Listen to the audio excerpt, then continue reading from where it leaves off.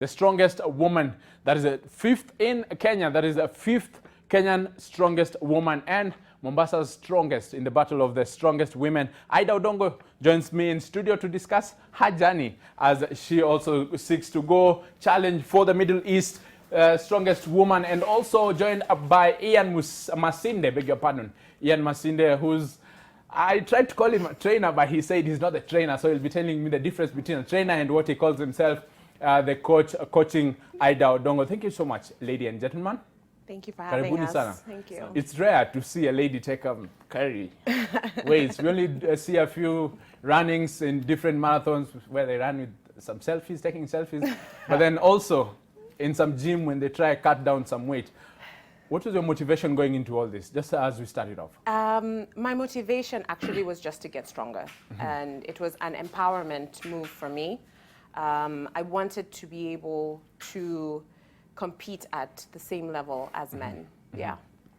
You are her trainer. Oh, sorry, I keep calling you the trainer. What is the difference? Clarify that first. Okay, so for a trainer, the trainer's job ends at the training ground. It's just training. They give instructions, do this, do this. It ends there. But a coach is more than a trainer. Goes through the journey. A coach goes through the journey. A coach handles the mental state, the physical, the emotional.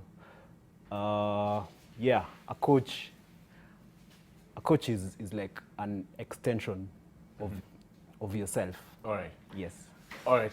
You'll be talking to me about the journey. You're seeking to go challenge for the Middle East strongest woman. But first, you're the fifth strongest woman after the strongest woman challenge that happened in the country. That was last month, I suppose. In October. In October, yes. Yeah. And you're the fifth in Kenya so far, and the top in Mombasa. Yes. How's the journey been so far?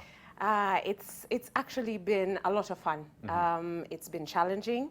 I'm fortunate enough to have a coach that travels with me, that is pushing me, and I think actually he knows my strengths more than I do. So sharing the journey with him has made it a lot easier. Yeah. How did you start it off? Honestly, I started I did Fitness Wars last year in August at Alpha Fit. I didn't win, but it pushed me to get stronger. Because after that competition, I began to see either where my weaknesses were, but I also could see where my strengths are. And so I approached Ian to train me, to coach me actually, just for strength and conditioning. We never talked about competing. It was just to get stronger. Yeah. And then now you're here as Kenya's fifth strongest woman. Yes. And the top in Mombasa. How was the competition in Mombasa for you to emerge top? You know, competing in Mombasa compared to Nairobi, you have to deal with the weather, especially because it's hotter, it's humid. But it was a really great competition. We had 10 women, which is a lot to compete in Mombasa. I think in the previous years, there haven't been that many. So it was definitely a stiff competition.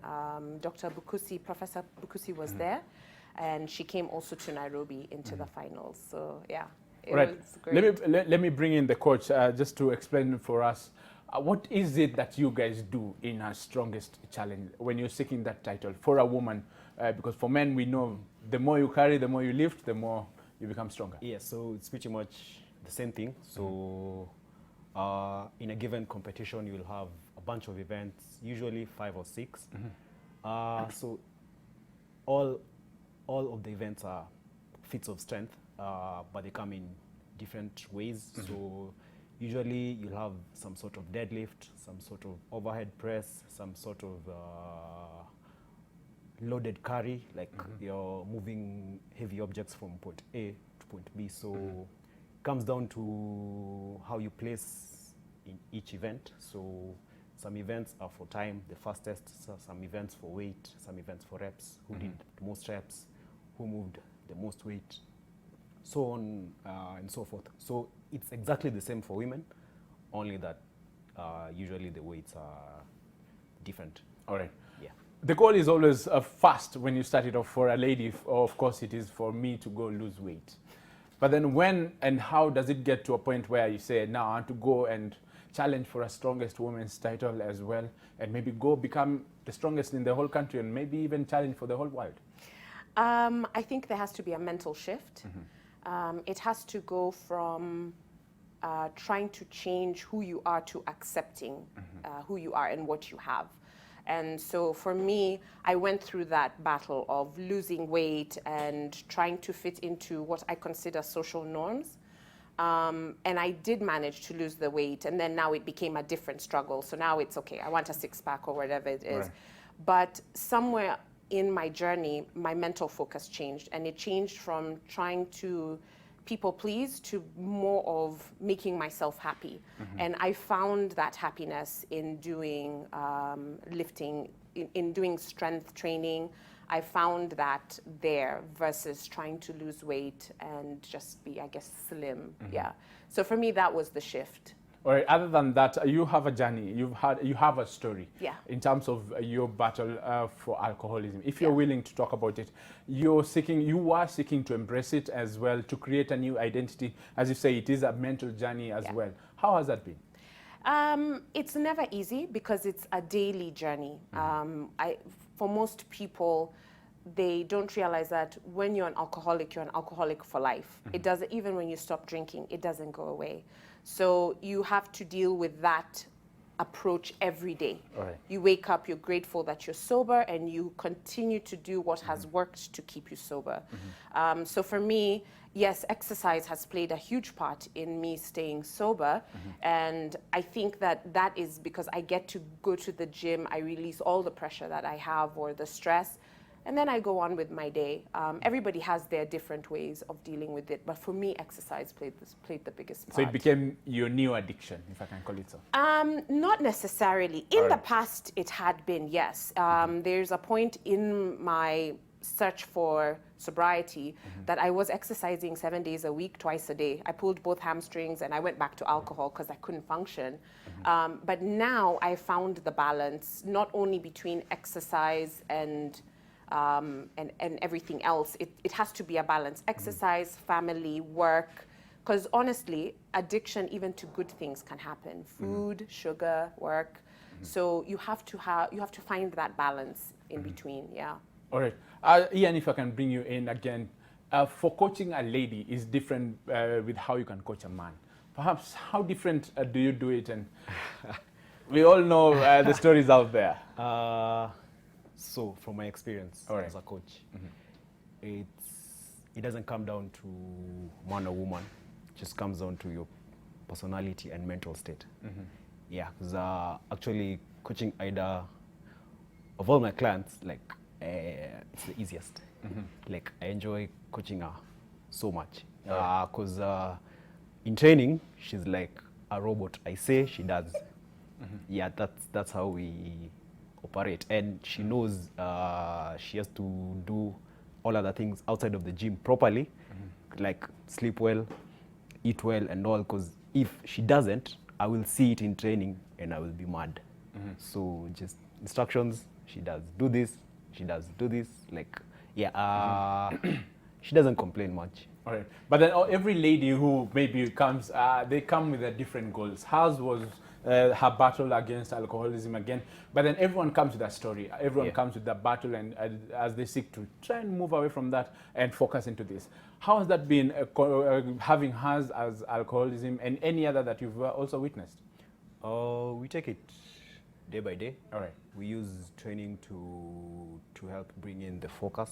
Yeah, so just training keeps you grounded, keeps you focused. You have a goal to work to. So we go day by day. All right. Yes. Day by day it is. I know you also take it day by day. Before we look at your day-to-day activities in terms of your personal life, you're going to challenge for the Middle East. Yes. I'm going to the Dubai Muscle Show, which is being held the 5th to the 7th. And there I will be competing in the Middle East Strongest Woman. Yeah. So is this your full job? Well, he's correcting me, the under 80 kg class of the Middle East Strongest Woman. Yes, right now this is my main focus. I'm focusing on not only training properly, but I'm focusing on all the other things like Ian said, eating correctly, sleeping enough, mental preparedness. So it is a full-time job, actually. Family, maybe you have a full family? I do. Well, for me, I have my sisters and my brother. I have my dad and my stepmom, and I have the gym guys who are also my family. Okay. So yes, I have to fit in family time as well. My family have been super supportive in my journey. So that's it. If you're wondering if there's a better half, no. Yeah, someone is shouting on my ear about the same. What? There's no better half. It's me right now. So go get some muscles for you to come approach all this fast. Anyway, so how has that been as well? Dating? Relating your personal life with your career? It's tough. It is tough because, to be honest, there are not very many men who actually like the fact that I can lift heavier than them. But it's interesting to see how different people approach me about it. Some say, no, you'll become too manly. Some say it's good you're empowering yourself. So Do they get intimidated? Absolutely. Absolutely. I see it a lot, especially when I'm outside of the gym and not in gym clothes. And they say, well, you look like you're a gym person. You look a bit buff. That's the first sign of saying you look a bit manly. But But how has competition been in the country? We know of a professor who's... yes, Professor Bukusi. Yes, Professor Bukusi. Yes. Was she top, and how has the competition been? She competed with me in Mombasa, and we competed also in Nairobi finals. She's extremely encouraging. I didn't know her until Mombasa, and she continued to cheer me on. Even when we were in Nairobi, we trained at the same gym for a little bit. And at the finals, every time I finished a lift, she would give me a high five. She's so... she's an inspiration, honestly, yeah. So every time I think about even saying, oh, but I'm getting too old, I remember about her journey, yeah, and it keeps me grounded. All right, as we wrap this up, perhaps comparison between this sport's strongest woman and the normal gym that we see ladies do and bodybuilding, we see them flexing muscles. Compare the two for me, Coach, as we started off. Yeah, so strongman. Strongman, first of all, it's not easy. It's so, I think what makes it really hard is the fact that every training session you have a battle with yourself. All right. Yes, it's not like bodybuilding or anything, or just a normal fitness regimen. All right. It's every day you have to face yourself, you have to face your fears, you have to step up, you know, like you know what you're capable of, so you just have to show up and do it. I think that's what makes it unique. Actually, if you talk to most people in this sport, in strongman, almost everyone has a story. Almost everyone has a point where, like, fighting. Yeah, almost everyone. Trust me. Yeah. Would you do bodybuilding now that you're somewhere on top? Can you see me on a stage in a bikini? I don't know. No, you know, it's an art on its own. All It right. definitely is. It takes a lot of discipline. I've sat with bodybuilders. They talk about their diet and their exercise. It's difficult. But like Ian said, it's a different type of regimen that we have. Because for me, when I'm walking up to the bar, I'm remembering that last week I failed at this lift. I have to make it this week, because then I beat myself up if I don't. All right. Yeah. All right. As we conclude this up, what weight do you do? Deadlift. Deadlift is 190 kilos. And just to make a point, her deadlift of 190 in her weight class is, I checked it up, she's in the top 1% in the world. Oh. Yes, so her deadlift is beyond elite. All right, beyond elite, and now that you're going to a Middle East competition, will be different there. Yes, it will be different. I'm competing in the under 80 kg weight class. So unlike Kenya, where I was competing with everybody of any weight class, this time I'm competing with the under 80s. So it'll be interesting to see how I fare up to similar women. Being that you lift more. Yeah. We don't know. Yeah, we don't know yet. We shall find out. All right, maybe just a message as we wrap this up. Anybody who maybe wants to join and become what you've coached her to be, and as you also try and ask many more to come join you and improve the sport, as we start with you, Coach. Yeah, people should embrace health and fitness. And strength sports is a very good place to start. Like it's a good place to get a bearing of your life, to just get disciplined and focused and grounded. Yeah, and there's a lot of information out there for those who don't know where to start. I'm right here. You can Just look tell for them me. where they can catch you. Those of you who are on Instagram, Ian Raulini.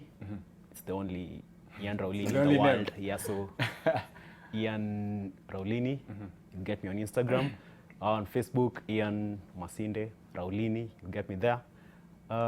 Yeah, then give me a shout out. We can chat. You can see how I can help you. All right. Yeah. For you, maybe as you also talk to us about your competition, as you wrap it up. Well, I would say in terms of if you want to get into this sport, I would say you first have to know if you're mentally prepared, because it is tough. And also, I do just want to mention, for anybody who may be interested in helping me get to Dubai, I am still collecting some donations, and I do have a pay bill number. It's 891300, and the account number is 36142. This is an expensive sport, honestly, but Indeed. any little thing helps. Yeah. It is expensive indeed. As you also try and get more, perhaps you've ever gotten feisty and maybe fighting more with someone being that ready, or have you? I don't fight. I don't Okay. fight. I'm a very gentle soul. No, it's because maybe people may be intimidated by you, and you may also be feisty over it and just lose I'm it. passionate about what I do, so there are times when people will make comments about maybe my build. They'll say I have big traps or I have big legs, and the first thing I say to them is, I am happy with who I am, so I think you need to look at you. Yeah. And as she said, it's expensive. The sport is expensive. The sport is expensive. Biggest expenses usually training, paying for training, and The gym, that is. food. Now. Yes, the gym, the coach, food, travel. So expensive. So it entails a whole lot, including nutrition. Yes. Yes. Spend a lot on food. Okay. A lot. I think, So the pay bill is there, as she said. Help her out as she makes her way to Middle East. The pay bill again? 891300, and account is 36142. All right. She'll be going to challenge for the strongest woman in under 80 at the Middle East challenge. That is strongest woman later on. That is in December. Yes, it's December 6th. December 6th. That is a week from now, and she'll be seeking that title that she has right now, being Mombasa's top strongest woman and Kenya's 5th strongest woman. All the best in that journey. Thank you so All the much. best. And Coach, karibuni tena sana. Come back after you win that. I know you'll Absolutely. go do something great. Absolutely. All the best. All right.